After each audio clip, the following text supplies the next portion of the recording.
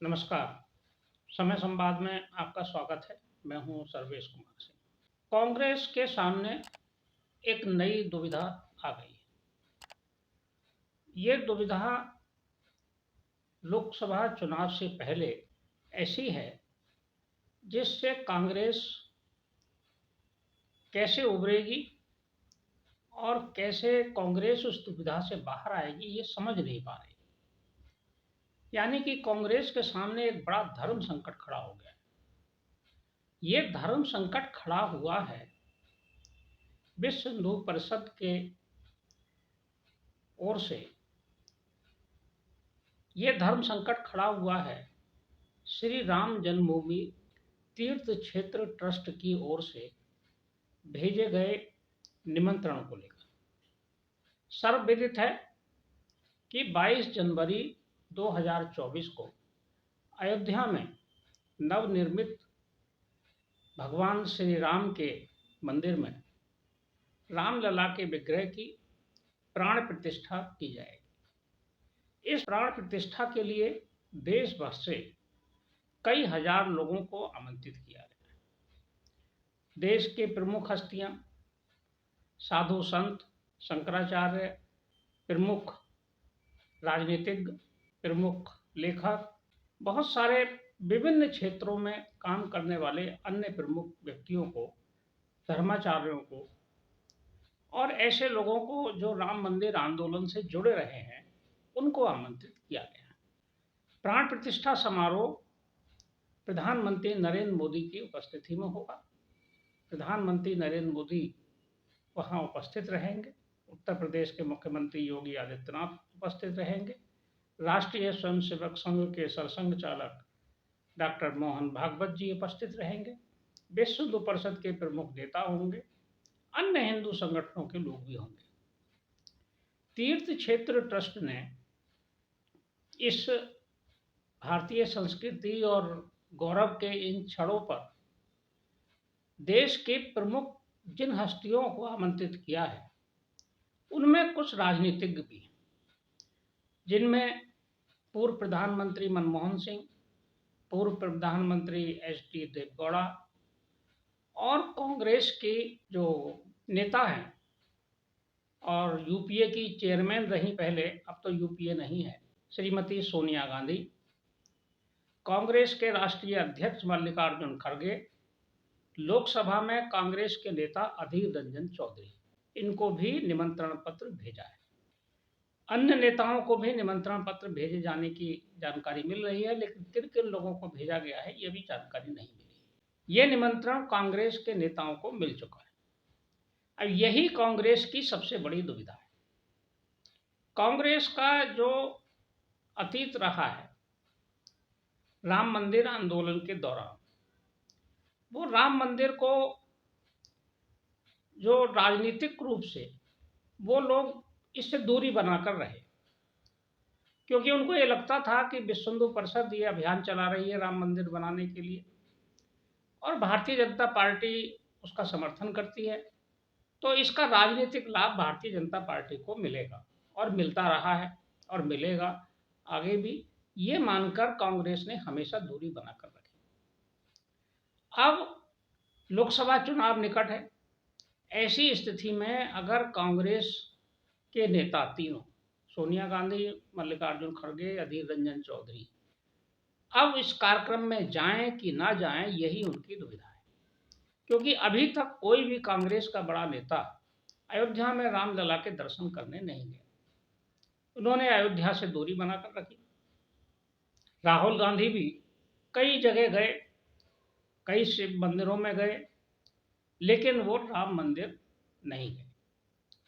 अगर कांग्रेस के नेता इस कार्यक्रम में नहीं जाते हैं तो इसका भी एक संदेश जाएगा, लोकसभा चुनाव में उनको नुकसान होगा, देश में ये प्रचारित होगा और भारतीय जनता पार्टी इसमें पीछे रहेगी भी नहीं कि देखिए ये हिंदू समाज का एक सबसे बड़ा उत्सव इस सदी का हो रहा है, या कहा जाए कि इस सहस्राब्दी का सबसे बड़ा उत्सव होगा जब राम मंदिर में प्राण प्रतिष्ठा होगी, भगवान राम की, नया मंदिर बनेगा, जिसकी चिर प्रतीक्षित रूप से कई सौ वर्षों से हिंदू समाज को प्रतीक्षा थी। ऐसे क्षण पर अगर कांग्रेस के नेता नहीं उपस्थित रहे तो ये एक संदेश उनके लिए लोकसभा चुनाव में जाएगा कि कांग्रेस हिंदू विरोधी है, भारतीय संस्कृति की विरोधी है। और अगर वहां जाते हैं तो उन्हें अब खतरा ये भी है कि उनकी कहीं धर्मनिरपेक्ष छवि पर प्रभाव न पड़ जाए। हालांकि कांग्रेस का जो इतिहास है वो आज़ादी से जो पहले का इतिहास है वो राष्ट्रवादी इतिहास था। और एक समय जब भारत विभाजन की मांग उठी थी और मुस्लिम लीग बन गई थी, उसके बाद कांग्रेस को हिंदू पार्टी के रूप में माना जाता। आज़ादी के समय भी कांग्रेस का जो रुख था वो ये माना जाता था कि कांग्रेस में हिंदू के नेता प्रभावशाली हैं। लेकिन बाद के दिनों में कांग्रेस ने अपने आप को इस छवि से दूर कर लिया। हालांकि राम जन्मभूमि का जो आंदोलन है इसमें कांग्रेस की भूमिका को भी नकारा नहीं जा सकता। हालांकि कांग्रेस के नेता और कांग्रेस उसे स्वीकार करने को खुद ही तैयार नहीं। हम सभी जानते हैं कि राम जन्मभूमि का जो आंदोलन है ये जब शुरू हुआ था तो ये पश्चिमी उत्तर प्रदेश के प्रमुख नगर मुरादाबाद से शुरू हुआ था। मुरादाबाद में कांग्रेस के एक नेता थे दाऊदयाल खन्ना। वे कांग्रेस के मंत्री रहे, स्वास्थ्य मंत्री थे कांग्रेस के, 3 बार कांग्रेस से विधायक रहे, स्वतंत्रता संग्राम सेनानी थे। उन्होंने राष्ट्रीय स्वयंसेवक संघ के साथ मिलकर, तत्कालीन राष्ट्रीय स्वयंसेवक संघ के वहां विभाग प्रचारक थे दिनेश चंद त्यागी, ये बात है 1982 की, जब उन्होंने राम जन्मभूमि की चर्चा शुरू की। उस समय जो मांग उठी थी वो मांग थी राम जन्मभूमि का ताला खोलने की, क्योंकि राम जन्मभूमि का जो ढांचा था, जो वहाँ विवादित ढांचा था जिसमें रामलला विराजमान थे, पूजा होती थी, लेकिन ताले के अंदर पूजा होती थी। ताला लगा हुआ था, भक्त अंदर नहीं जा सकते थे, बाहर से ही पूजा करनी होती थी। 1982 में हिंदू जागरण मंच के बैनर पर काशीपुर में पहला सम्मेलन हुआ था। इस सम्मेलन में दाऊदयाल खन्ना ने एक प्रस्ताव प्रस्तुत किया। ये प्रस्ताव था राम जन्मभूमि, मथुरा में कृष्ण जन्मभूमि और काशी विश्वनाथ मंदिर, इन तीनों स्थानों को विदेशी आक्रांताओं के द्वारा जो धर्म स्थल बनाए गए हैं और उनकी भूमि पर कब्जा किया गया है उससे मुक्त कराया जाए। और यहीं से फिर यह आंदोलन शुरू हुआ। आंदोलन में कांग्रेस के नेता दाऊदयाल खन्ना की भूमिका प्रमुख रही।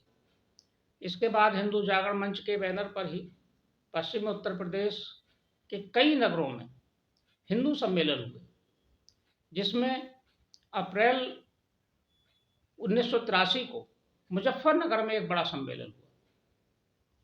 इस सम्मेलन में दाऊदयाल खन्ना ने फिर प्रस्ताव प्रस्तुत किया राम जन्मभूमि की मुक्ति के लिए, राम जन्मभूमि पर लगे ताले को खुलवाने के लिए। ये सम्मेलन बड़ा था। इसमें राष्ट्रीय स्वयंसेवक संघ के सरसंघचालक रहे रज्जू भैया मौजूद थे। पूर्व प्रधानमंत्री गुलजारी लाल नंदा भी इस कार्यक्रम में मौजूद थे। यहाँ फिर दाऊदयाल खन्ना ने यह प्रस्ताव प्रस्तुत किया। इसके अलावा कई शहरों में फिर हिंदू सम्मेलन हुए। अमरोहा में हुआ, बरेली में हुआ, सीतापुर में हुआ, कानपुर में हुआ, और ये मांग आगे बढ़ती चली गई। 1984 में दिल्ली के विज्ञान भवन में एक पहली धर्म संसद हुई। इस धर्म संसद के बाद इस आंदोलन को राष्ट्रीय स्वयंसेवक संघ और विश्व हिंदू परिषद ने अपने हाथ में ले लिया। यह धर्म संसद 1984 में हुई थी। इस धर्म संसद में एक समिति बनी, जिस समिति का नाम रखा गया श्री राम जन्मभूमि मुक्ति यज्ञ समिति। इस समिति के अध्यक्ष गोरक्षपीठ के पीठाधीश्वर महंत अवैधनाथ जी बनाए गए। महामंत्री वही कांग्रेस के नेता मुरादाबाद के दाऊदयाल खन्ना को बनाया गया और दिनेश चंद त्यागी उसके संयोजक थे। ये आंदोलन, ये समिति आगे आंदोलन चलाती रही। पूरे प्रदेश में और पूरे देश में आंदोलन हुए। राम जन्मभूमि की मांग जोर पकड़ती चली गई और अंततः श्री राम जन्मभूमि न्यास बना और आगे न्यायालयों में जाकर राम जन्मभूमि के पक्षकार पैरवी करते रहे। कई बड़े आंदोलन हुए, कार सेवा हुई, 2 बार कार सेवा हुई। 30 अक्टूबर 1990 को कार सेवा हुई, उसमें ढांचा क्षतिग्रस्त हुआ और उसके 2 दिन बाद गोलीकांड हुआ, कई कार सेवकों का बलिदान हुआ। 1992 में 6 दिसंबर 1992 को फिर कार सेवक इकट्ठे हुए और कार सेवकों ने उस विवादित ढांचे को हटा दिया, उसका विध्वंस कर दिया। आंदोलन आगे बढ़ता रहा, न्यायालय से फैसला आया और अब राम मंदिर वहां बन रहा है। ये आंदोलन के जो चरण थे उसी में ताला खोलने का भी निर्णय हुआ। जो ताला लगा था, जिस ताले को लेकर आंदोलन शुरू हुआ था कि राम जन्मभूमि पर लगे ताले को खोला जाए, ये ताला हालांकि न्यायालय के आदेश से खुला था, लेकिन उस समय कांग्रेस की सरकार थी। केंद्र में भी कांग्रेस की सरकार थी और उत्तर प्रदेश में भी कांग्रेस की सरकार थी। जिला न्यायाधीश ने फैजाबाद के तत्कालीन जिलाधिकारी और वरिष्ठ पुलिस अधीक्षक को बुलाकर ये पूछा था कि अगर ताला खोल दिया जाए तो क्या कानून व्यवस्था की स्थिति आप संभाल पाएंगे, कानून व्यवस्था की स्थिति को कोई खतरा तो पैदा नहीं होगा। तो उन्होंने कहा कि नहीं, कोई खतरा नहीं होगा, हम कानून व्यवस्था की स्थिति को ठीक रख सकते हैं। यानी कि सरकार की तरफ से भी कुछ संकेत रहा होगा। अगर सरकार ना चाहती उस समय की राज्य सरकार और केंद्र सरकार, तो जिलाधिकारी ऐसा ना कहते, क्योंकि जिलाधिकारी हो सकता है जिलाधिकारी ने शासन में भी बात की हो। इसके बाद शिलान्यास भी हुआ। वो शिलान्यास भी कांग्रेस के शासनकाल में ही, तब भी कांग्रेस की सरकार थी। लेकिन कांग्रेस के नेता हमेशा इसका श्रेय लेने से बचते रहे और उसका फायदा भारतीय जनता पार्टी को होता रहा। भारतीय जनता पार्टी एकनिष्ठ होकर बगैर नफा नुकसान देखे भारतीय जनता पार्टी राम मंदिर के आंदोलन के प्रति समर्पित रही और अपनी एक राष्ट्रीय कार्यकारिणी की बैठक में, वो बैठक पालमपुर में हुई थी, हिमाचल प्रदेश के पालमपुर में, वहां प्रस्ताव भी पारित किया कि राम जन्मभूमि के स्थान पर वहां भव्य दिव्य मंदिर बनाया जाए और हम उस आंदोलन का समर्थन करते हैं, उसके लिए कार्य भी करते रहे। तो भारतीय जनता पार्टी आगे रही और भारतीय जनता पार्टी को लाभ भी मिला। आज भारतीय जनता पार्टी देश की सबसे बड़ी पार्टी है, भगवान राम की कृपा भी हुई है। लेकिन अब वो क्षण है जब लगभग 495 साल का कलंक दूर होने जा रहा है। यानी कि 495 साल पहले जब बाबर के सेनापति मीर बाकी ने अयोध्या में 23 मार्च 1528 को भगवान श्री राम के मंदिर का विध्वंस किया था, तब से लेकर अभी तक लगभग 76 संघर्ष हिंदू समाज ने किए। 76 संघर्षों के बाद ये अंतिम संघर्ष था जो आंदोलन के रूप में सामने आया, न्यायालय की लड़ाई के रूप में सामने आया और 9 नवंबर 2019 को सर्वोच्च न्यायालय की तरफ से फैसला आया कि ये स्थान राम जन्मभूमि का है, भगवान राम का है, रामलला का है। यही मंदिर था, मस्जिद बाद में बनाई गई। इसके बाद से वहाँ मंदिर निर्माण का रास्ता साफ हो गया और 5 अगस्त 2020 को मंदिर निर्माण के लिए शिला रख दी गई, भूमि पूजन हो गया। भूमि पूजन में भी प्रधानमंत्री नरेंद्र मोदी स्वयं उपस्थित हुए, राष्ट्रीय स्वयंसेवक संघ के सरसंघ चालक डॉक्टर मोहन भागवत उपस्थित हुए और तब से मंदिर निर्माण प्रगति पर है। अब 22 जनवरी को मंदिर में विग्रह की प्राण प्रतिष्ठा हो जाएगी, भगवान राम विराजमान हो जाएंगे अपने मंदिर में और देश भर के, दुनिया भर के श्रद्धालुओं के लिए भगवान राम के दर्शन सुलभ होंगे। भगवान राम एक अपने टेंट के घर से निकलकर एक भव्य दिव्य मंदिर में विराजमान होंगे। ये बहुत गौरव का क्षण है। कांग्रेस को सद्बुद्धि दे भगवान। कांग्रेस के नेता बगैर ये देखे कि उन्हें हानि होगी कि लाभ होगी, भगवान राम के दरबार से बुलावा आया है, उन्हें वहां जाना चाहिए, जाएं और ये साबित करें, जो उन पर आरोप लगते हैं छद्म हिंदुत्व के, साबित करें कि वो हिंदू हैं और हिंदू समाज में हिंदुत्व में उनकी आस्था है, हिंदू भारत की सनातन संस्कृति है।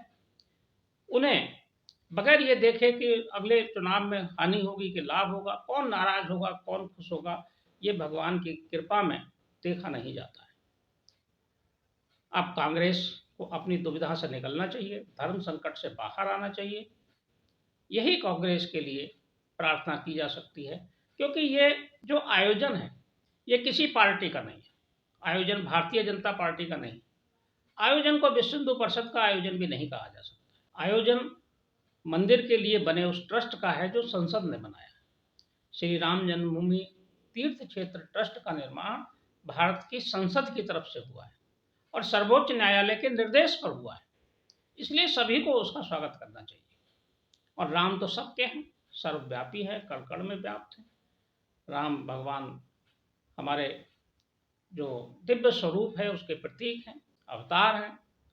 कांग्रेस को इस दुविधा से बाहर आकर मंदिर में भगवान राम के सामने शीश झुकाना चाहिए। देखते हैं कांग्रेस के नेता क्या निर्णय लेते हैं, धर्म संकट से बाहर आते भी हैं कि नहीं आते हैं, बाकी शेष ईश्वर की इच्छा। समय संवाद में आज बस इतना ही। कल फिर मिलेंगे किसी एक खास विषय के साथ। तब तक के लिए मैं सर्वेश कुमार सिंह आपसे विदा लेता हूँ। नमस्कार।